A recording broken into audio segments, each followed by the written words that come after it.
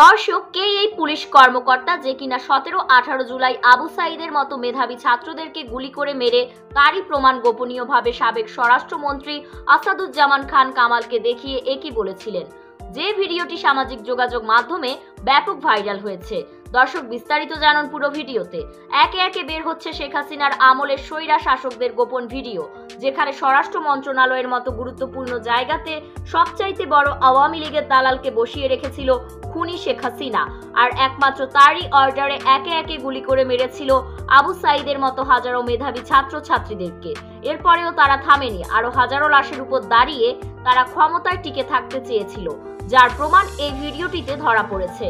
যখন এই পুলিশ কর্মকর্তা সাবেক স্বরাষ্ট্রমন্ত্রী আসাদুজ্জামানকে ছাত্রদের গুলি করে মারার একে একে ভিডিও ফুটেজগুলো দেখাচ্ছিলেন, তখন সেখানে ডিবি প্রধান হারুন ও অতিরিক্ত পুলিশ সুপার সহ উপস্থিত ছিলেন আরো অনেকে। তিনি বলেন, স্যার, গুলি করি একটাকে, মরে আরেকটা, একজনকে মারলে আরো 5 জন বুক পেতে দেয়। স্যার, তাহলে এভাবে আর কতদিন মারবো? তবে সেটা আর সম্ভব হয়নি। ছাত্রদের তীব্র আন্দোলনে 5ই আগস্ট দেশ ছাড়তে বাধ্য হয় সাবেক প্রধানমন্ত্রী খুনি শেখ হাসিনা। দর্শক, খুনি হাসিনার দালালদেরকে পেলে আপনারা কি করবেন তা জানিয়ে দিবেন ভিডিওর কমেন্ট বক্সে। ধন্যবাদ।